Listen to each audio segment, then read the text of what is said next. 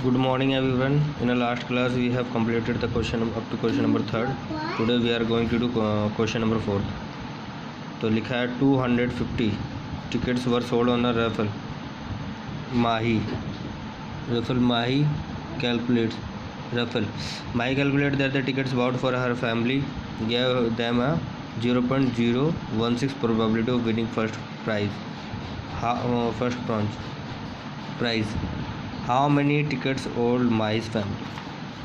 तो इसमें लिखा है कि टोटल 250 टिकट थी, ठीक है, और तो माही की फैमिली ने टिकट खरीद ली है, बट हमें ये निकालना है कि उन्होंने कितनी टिकट खरीदी और उनके टिकट में वो जीतने के चांसेस है, प्रोबेबिलिटी है 0.016। तो हम इसकी प्रोबेबिलिटी की कैलकुलेशन से हम पता लगा सकते हैं कि माही ने कितने टिकट खरीदे। तो जो हमने प्रोबेबिलिटी हमने देखी है इसमें, तो उसके तो total number of possible outcomes कितना होगा, तो पहले हम लिखेंगे total number of possible outcomes.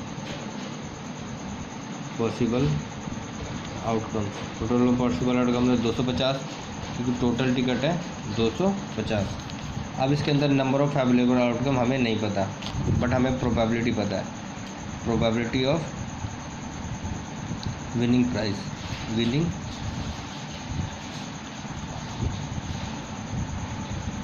Probability of winning price कितना है 0.016, ठीक है ना। अब फार्मूला क्या होता है प्रोबेबिलिटी का, number of favourable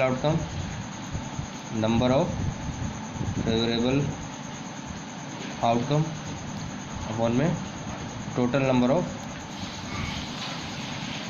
possible outcome, ठीक है ना। यह है 0.016। अब फेवरेबल आउटकम तो हमें पता नहीं, ठीक है, तो फेवरेबल आउटकम को हम ले लेते हैं,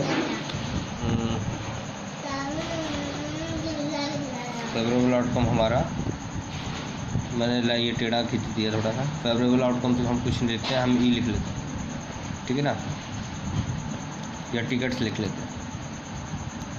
और टोटल नंबर तो हमें पता है 250 इक्वल टू में 0.016। अब टिकट्स जो है 0.016, 250 उधर जाके हो जाएगा मल्टीप्लाई में, ठीक है। अब ये डेसिमल हटेगा, नीचे आएगा 1, कितने जीरो, 1 2 3, 1 2 3, 0 से 0 कैंसिल, 25 1 जा 25, 25 4 जा 100, तो ऊपर है 16 और नीचे आया 4, 4 1 जा 4, 4 4 जा 16, तो आया हमारा 4। तो इसका मतलब माही ने कितने टिकट्स खरीदी है, 4 टिकट खरीदी है, ठीक है। अब करें क्वेश्चन नंबर 5th में लिखा है कैलकुलेट द प्रोबेबिलिटी, हमें सीधा प्रोबेबिलिटी निकालनी है।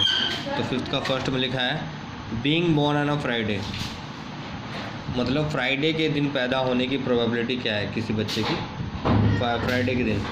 तो अगर हम फ्राइडे देखें तो total number of possible outcome पहले हमें लिखना पड़ेगा, total number of possible outcome, तो पॉसिबल नंबर, तो फ्राइडे के हिसाब से 1 वीक, एक हफ्ते में कितने दिन होते हैं, 7। नंबर ऑफ़ फेवरेबल आउटकम, तो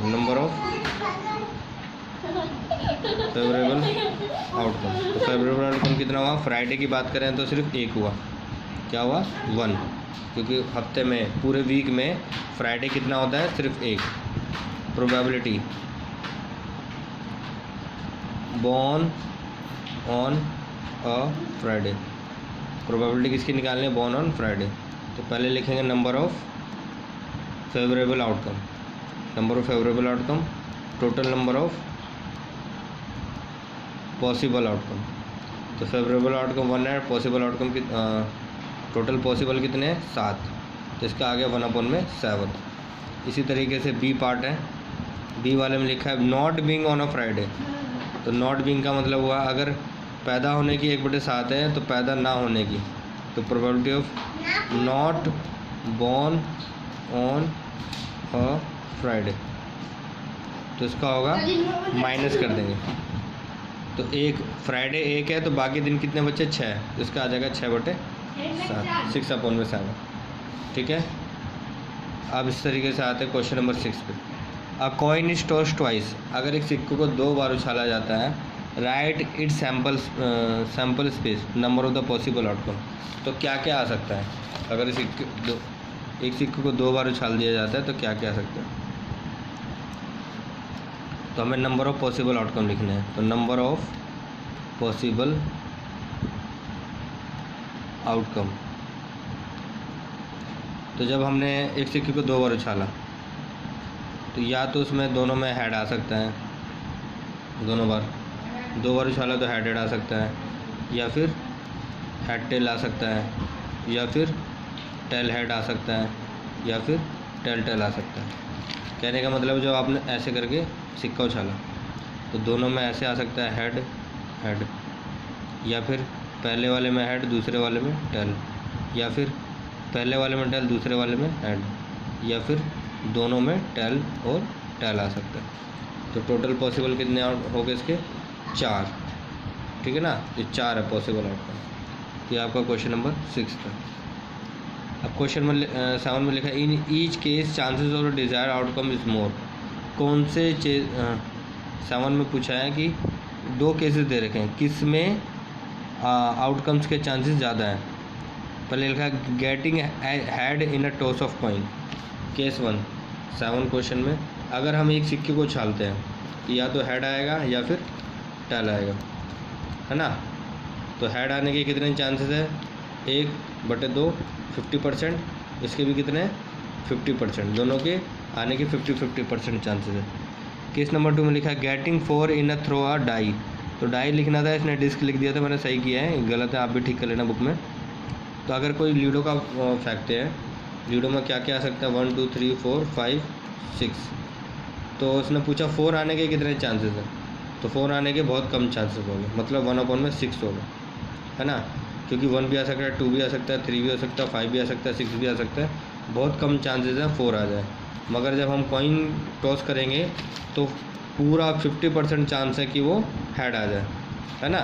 तो ये इसमें पूछा था किसकी प्रोबेबिलिटी ज़्यादा है, in case chances of desire outcome is मोर, किसका ज़्यादा है, तो पहले वाले केस में ज़्यादा है, पहले वाले केस में चांसेस ज़्यादा है, ठीक है।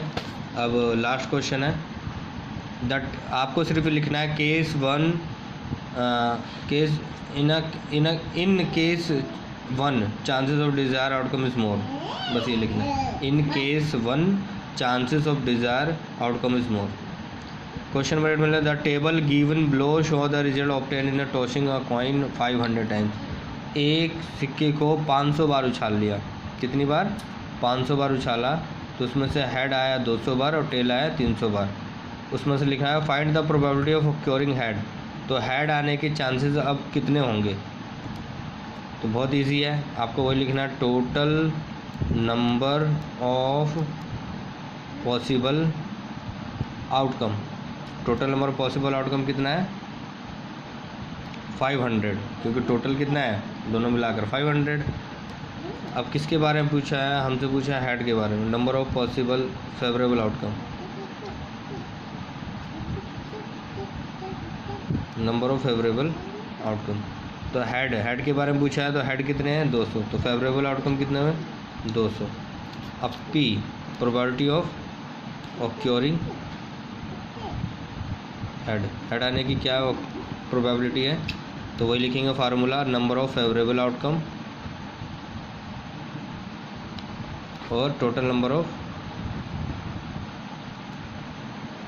Possible outcome. तो फेवरेबल आउटकम है 200, टोटल पॉसिबल आउटकम है 500, नीचे लिख देंगे, 0 से 0 कैंसिल हो जाएगा, तो 2/5 इसका आंसर आ जाएगा, ठीक है। तो इस तरीके से हमने ये एक्सरसाइज कंप्लीट कर ली। तो सभी बच्चे एक्सरसाइज करके मुझे सेंड कीजिए, ठीक है ना, और पीछे से आंसर मैच कीजिए। Okay, best of luck.